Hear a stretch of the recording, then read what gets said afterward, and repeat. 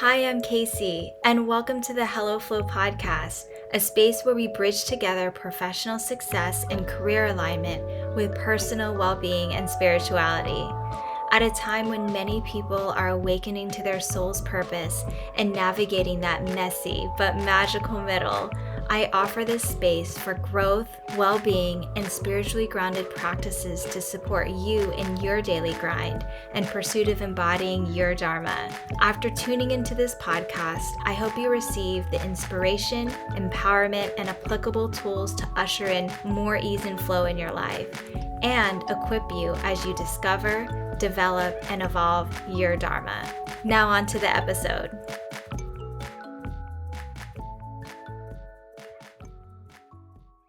Welcome back to the Hello Flow podcast. I'm your host, Kaycee Canlas. And in this episode, we're going to talk about curating your well-being kit and creating your own practice. And what I mean by that is, what is your support structure across the various dimensions of well-being as you go through life?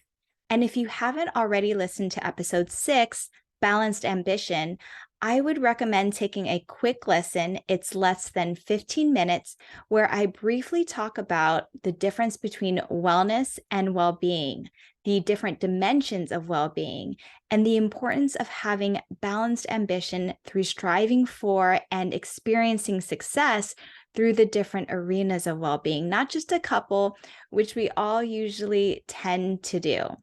So your support structure includes the practices, modalities, routines, rituals, as well as various resources in the form of community, practitioners, consultants, and even products, physical and digital. And this is many possibilities, a wide range of them, from a physical activity or sport to a breathwork practice to joining a local or online community, picking up a new creative interest, hiring an executive coach, creating a personal financial plan, working with a therapist, taking an online course to learn a new skill, journaling, walking meditation, intermittent fasting, different cleansings. The list goes on. It can also look like working with various alternative tools and systems that support different dimensions of well-being you are working on. Those can be things like subconscious reprogramming work, which there are many approaches you can explore in that specific area. It could be diving into your natal chart or human design. It can be doing energy work through Reiki or crystals. Now, something I want to emphasize and highlight at the very beginning of this episode, and also from my own perspective, is that I don't personally believe that any one modality, any one approach, practitioner, consultant, coach, or product is necessarily better or more effective or accesses greater areas that you're working on than the other. I believe that everyone is a unique individual that requires a unique and different way of approaching their personal well-being compared to anyone else. Typically, meeting you where you're at. So you will go as deep or as broad or as diverse as you are ready for and as you are needing and desiring in this season of life. I'm an advocate for exploring and experimenting with what works well for you and with whom you choose to work with, if it's something that requires working with someone or you prefer to work with someone directly. I also believe in being flexible with how that looks like in different chapters and different seasons of life. And of course, diversifying based on what exactly you are maintaining or evolving or learning or deepening in your own practice, in your own healing, and in your own growth cycles. Because what works for one person does not mean it works for everyone, and specifically for you. So as you assess, experiment, think about all the different tools and approaches, I encourage you to go with what and with who you resonate with in this season, in this chapter of life. Do your research, try or experiment with a modality, or have an introductory session or call. And again, this can change over time or as you go through your own journey. It's natural to graduate onto or try other practices or work with other practitioners. And it's also completely natural to stay with what works well if that's what you feel is for your highest good. When you're putting together your well being practice, think of the feeling of joy and ease and flow. What's fun to you? What are you excited about? What fascinates you? What are you curious about and you want to dive into? If you are feeling like you are forcing it, if you aren't enjoying your well being practice, or you're not feeling or seeing results over time, it may be time to reevaluate. Your practice is meant to help you heal, progress, and maintain groundedness in your life. Your practice is here to support you, help realign you, help lift you in your journey and your dharmic path. So, when evaluating practitioners, facilitators, providers, explore their energetic frequency in addition to their experience and even their credentials. What is their background? How and why did they enter into their practice? What are their personal and professional intentions? How are they learning, integrating, and embodying their own work? What part of the journey are they on? Does any of it resonate with you? Do you not only feel safe in this person and the space they will be providing, but also do you feel like you can learn and receive the results you are seeking from this person or group or program? How did they come across the modalities or approaches they are using? Have they actually experienced the modalities by not only learning and providing, but also receiving and implementing in their own lives? And in what way? What other kind of complementary well being work are they integrating and practicing in their own lives? How have they embodied their own work? Do you feel like this person is an energetic match to you? What is their energetic frequency? How are they unique and different? And what about their background, experiences, credentials, and embodiment of their own work they are teaching resonates or doesn't resonate with you? And which of those matter to you outside of achieving your intended results? Can you learn from and partner with this person that will serve you for your greatest good and what you are trying to accomplish?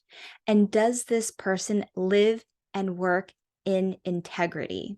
For both practices and especially for practitioners, advisors, guides, consultants, mentors, teachers, coaches, I strongly believe that we are our own greatest, strongest, most powerful authority. Our truth lives within us. We do not need an outside authority to tell us what is best for us, but rather use the tools, including mentors, to help guide us towards our own insights that live within us.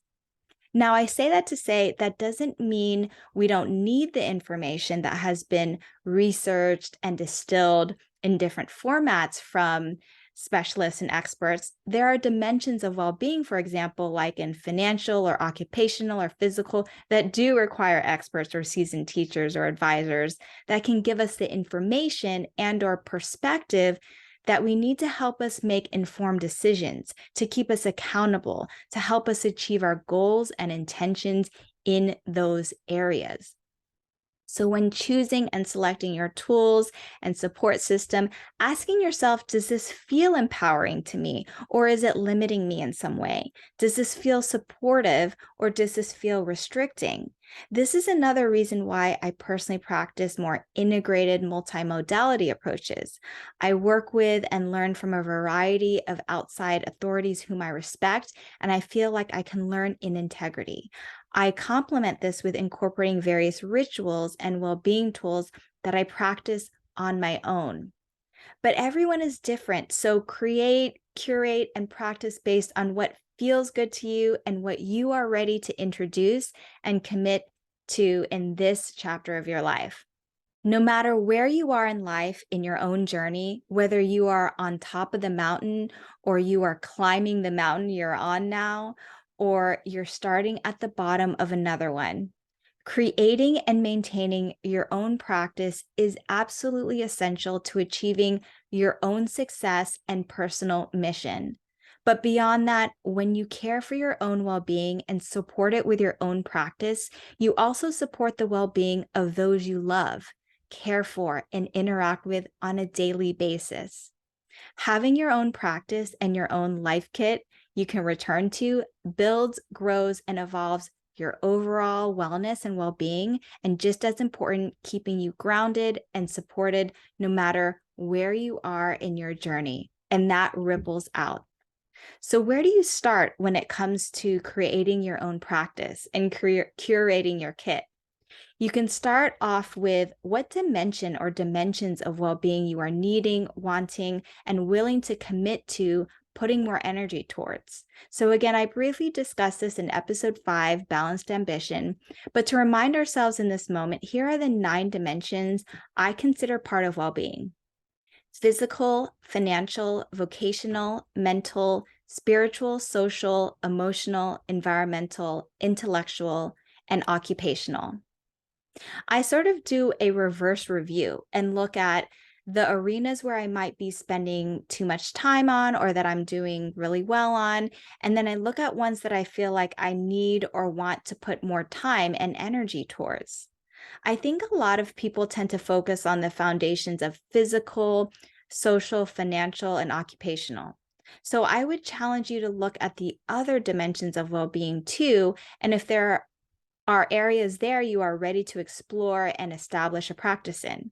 I think more and more people are focusing on their mental and emotional wellness, things like resilience, ability to adapt to life's stresses and challenges, appreciating yours and others' feelings and values. But there are other ones like vocational, which is about work that provides personal satisfaction and is consistent with your values, goals, and lifestyle. I think this can be closely related to parts of the spiritual dimension as well, finding purpose and meaning in life, living in alignment with your beliefs and values. Then there's environmental. What spaces are you in that supports your well-being, where you live, where you work, interaction with nature, etc. And finally, intellectual, expanding knowledge and skills, brain health through stimulation and rest in things like mental activities, critical thinking, maintaining curiosity and creativity. So, which of these resonates with you? I would pick one or two that you can start brainstorming what resources you can research in and look more into to see if you may be interested in engaging with it or trying it out. I would break it down by the following: educational material or experiences like books, classes, workshops, courses, podcasts, video series, things like that, where you can start learning more about a framework, system, approach, modality, service provider. Reach out and talk to people who have already engaged in that practice or who has worked with a specific practitioner or consultant so you can get firsthand accounts and recommendations. Third thing is try it out, whether it's an in-person workshop, getting on an informational call, purchasing that set of crystals, start experimenting with it, starting therapy, signing up for a trial special, talking to a financial advisor, joining a community group, buying that book. Whatever it is, you are doing it and trying it. I'll give you a real life example of my own well-being kit I created and practiced for about a year and a half to 2 years while I was living in Toronto, Canada. I was lucky to be offered what was considered an international assignment in Canada. So while I was continuing to work on my occupational wellness, I was very interested in spending more time in the dimensions of physical, vocational, environmental, and spiritual dimensions. So some of my rituals and routines looked like nearly every morning I would spend about 45 minutes to an hour to myself before I would hop on a work call or go on my computer. That included specific pranayama or breath work according to my doshic constitution Ayurveda. I'm a Vata Pitta. That would lead me into a meditation. I would then move my body and do some yoga. I would end with pulling an affirmation card while using some of my favorite crystals in the process. Towards the end of the day, after normal work hours, I would wind down if I went into the office that day. I was lucky enough to walk home to decompress up to 30 minutes. Sometime in the evening, I would do gratitude journaling, writing down 3 things that I was grateful for that day. Sometimes I would do what I consider a mindfulness activity, and I would color in an adult coloring book. I'm still very interested in working on something creative with my hands, where I really love the process of creating. And finally, right before bed, I would Reiki myself. I'm a level tuned Reiki. So sometimes I would put crystals on specific chakras that I was working on to help shift any blockages. In addition to my near daily practices, I also worked with 3 Ayurvedic doctors and an integrative medicine doctor specializing in Chinese medicine and Ayurveda. I received monthly Ayurvedic treatments, not only based on my mind body type, but also based on imbalances.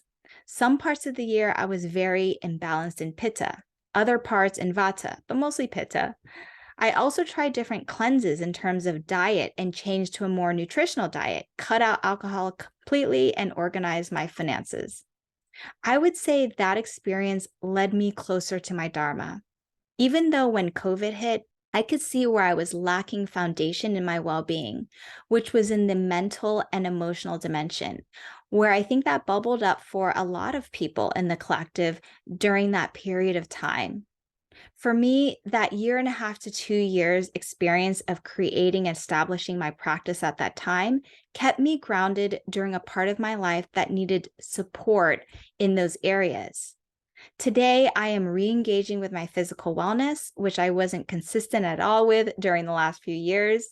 I have also worked a lot on my mental and emotional wellness, as well as the intellectual dimension, where I am learning a lot of new knowledge and skills in areas that I've been so curious about and developing towards the potential of sharing those gifts more broadly.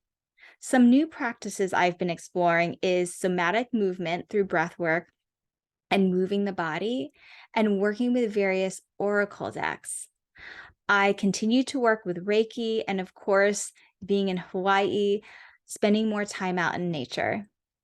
I've also worked with and continue to work with various practitioners, creatives, coaches, mentors, as well as being in and contributing to community, old and new. So I also know that everyone has a different situation in life. Don't feel like it has to be this large, comprehensive kit of well-being tools and practitioners and consultants. Again, think about what is your priorities in this season of life. Where are you at? What space and energy and resources can you put towards your well-being across the different dimensions, and go from there, because we're all very different. Start where you are. So now I'm curious where you are at and what your practices are in this season. What has worked for you in the past? Where do you see your practice going? Are there any other dimensions you are interested in developing a supportive practice for you that you can add to your well-being kit? Let me know. DM me on Instagram at Kaycee. I would love to connect with you directly. Also, if you are a practitioner or if you know of tools that you really love and work well for you, please reach out. Let me know. I'm someone who loves learning about and trying a variety of tools. And so I'll leave you with a quote from author and inspirational speaker Esther Hicks. Let your alignment with well-being be first and foremost, and let everything else be secondary. And not only will you have an eternally joyous journey, but everything you have ever imagined will flow effortlessly into your experience. There is nothing you cannot be or do or have, but your dominant intent is to be joyful. The doing and the having will come into alignment once you get that one down. Thank you so much for listening to today's episode. I would love to hear what resonated with you. So follow and DM me on Instagram at Kaycee and let me know. You can also find other ways to stay connected with me by visiting the links in the show notes. Thanks again for tuning in, and see you on the next episode of the Hello Flow podcast.